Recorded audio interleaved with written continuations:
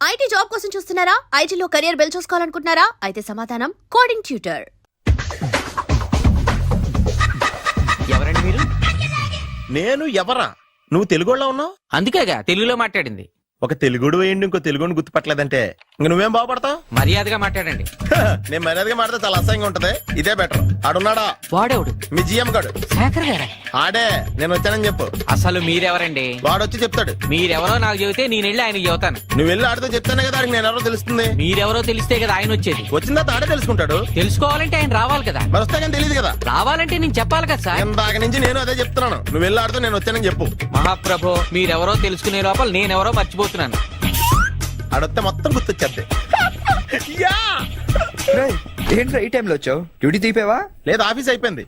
ఈడెవడరా ఇందాక నుంచి నన్ను తెక్క అనిపించేస్తున్నాడు. నేను కన్ఫ్యూజ్ చేస్తున్నానా? ఎవరు సార్ ఈయన? డ్రైవర్. డ్రైవరా?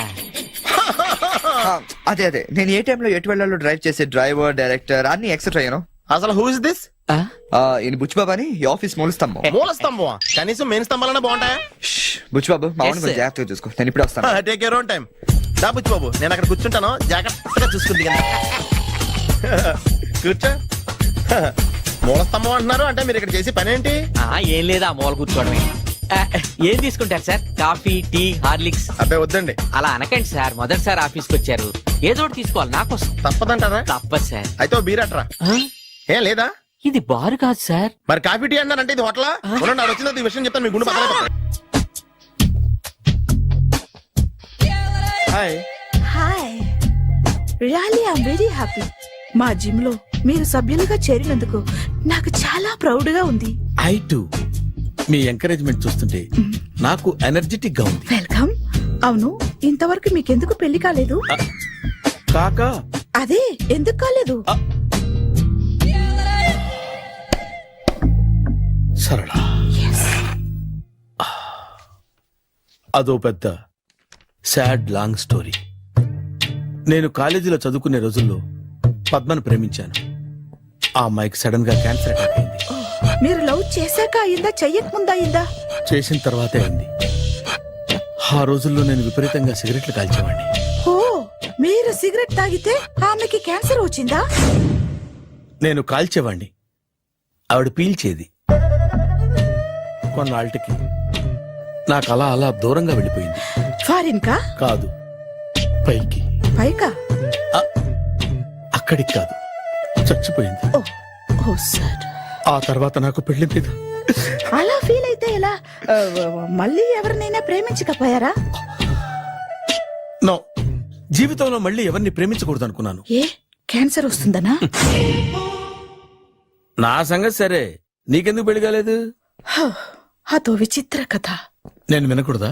అది నేనే చెప్పకూడదు. నేను పెళ్లి కాకుండానే తల్లిని. పెళ్లి కాకుండా తల్లివయ్యావా? అంటే నేను తల్లిని చేసిన వాడెవడు? ఎవరో చేసేదేంటి, నేనే అయ్యాను. తల్లి తండ్రి లేని నా మేనకోడల్ని పెంచాల్సిన బాధ్యత నా మీద పడి నేనే తల్లినై పెంచాను. ఆ టెన్షన్ లో పెళ్లి మీద ఆశ చంపుకున్నాను. అయితే ఆ అమ్మాయిని సొంత బిడ్డ కాదా? ఏ, అప్సెట్ అయ్యారా? నో, ఇప్పుడే సెట్ అయ్యాను. ఆ, మన ఇద్దరి కథలకి ఓపెనింగ్లు వేరేనా, క్లోజింగ్లు ఒకటే అనమాట. ఎస్, మన ఇద్దరి కలయిక సూపర్. పదండి, నేనే ఎక్సర్సైజ్ లో దగ్గరుండి చేయిస్తాను.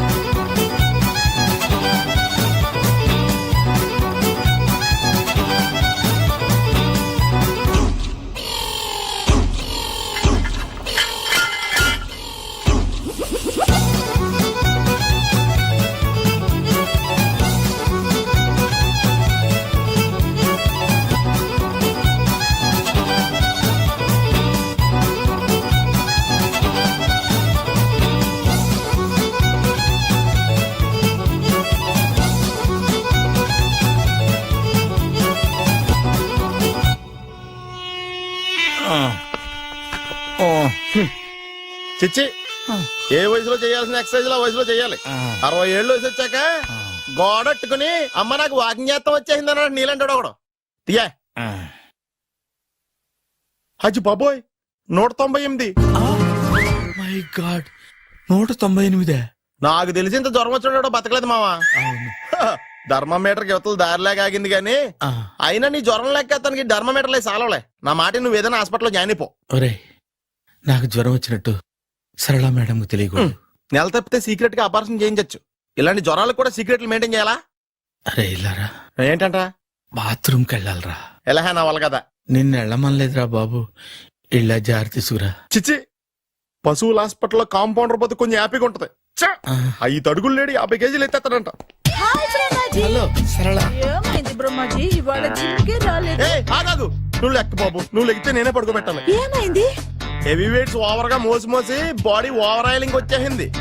ఇప్పుడు మనిషా ఎప్పుడో ఇందిరాగాంధీ పెళ్ళైనప్పుడు పుట్టాడు కదా. ఇప్పటికే పెళ్ళి అవ్వలేదు. బాడీ బాండీలో వెడికిపోతేటి. అరే నా ఆరోగ్యం గురించి నీకు మరీ అంత ఓవర్ యాక్షన్ ఎందుకురా? అయితే ఇది వెనకట్టుకెళ్ళిపోనా?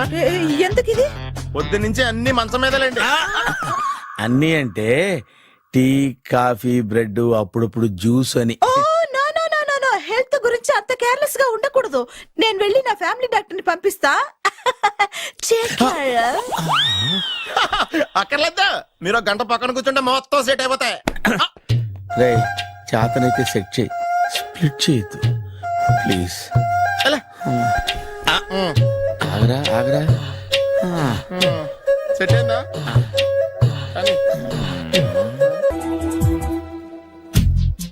ఏంట్రా పొద్దు నాతో జాగింగ్ రాలేదు? లేదురా, మిల్లీతో కలిసి సైక్లింగ్ వెళ్ళాను. నువ్వు లేవు కదా, నేను కూడా జాగింగ్ వెళ్ళడం మానేహాను. ఎవడన్నా కొడతాడని భయపడి ఉంటావులే. అయ్యి బాబా అని గుర్చేకరా బాబా అని తలుసుకుంటే చాలు జాగింగ్ చేయలేకుండా జ్వరం వచ్చేద్ది. అందుకే ఎక్కువ ఎక్స్ట్రా మాట్లాడొద్దు అనేది. ఈ రోజు నుంచి పరిచయం లేనంత మహానగా మంచిది, అలాగే ఉండు. వీళ్ళు ఎవడో మన సైడే అనుకుంటా. హలో హలో, మీరు తెలుగు వాళ్ళ? అవునండి, మేము తెలుగాళ్ళమే. పాప ఎవరు? She my daughter Pappi. Hi Pappi. అదేండి అమ్మాయి తెల్లగా ఉంది, మీరేమో నల్లగా ఉన్నారు. తల్లి పోలికండి. కళ్ళు కూడా కొంచెం తేడాగా ఉన్నాయి, గ్రీన్ కలర్. తల్లి పోలికే. జుట్టు కలర్ కూడా కొంచెం తేడాగా ఉందండి. తల్లి పోలికేనండి. పప్పి కమ్ హియర్. ఇదేంటి అడగకుండా ముద్రిచ్చేస్తుంది, ఇది కూడా తల్లి పోలికేనా? మీరా మర్యాదగా పలకరిస్తే నీచంగా మాట్లాడతావా? తెలుగు ఉండే అభిమానం కూడా లేదండి.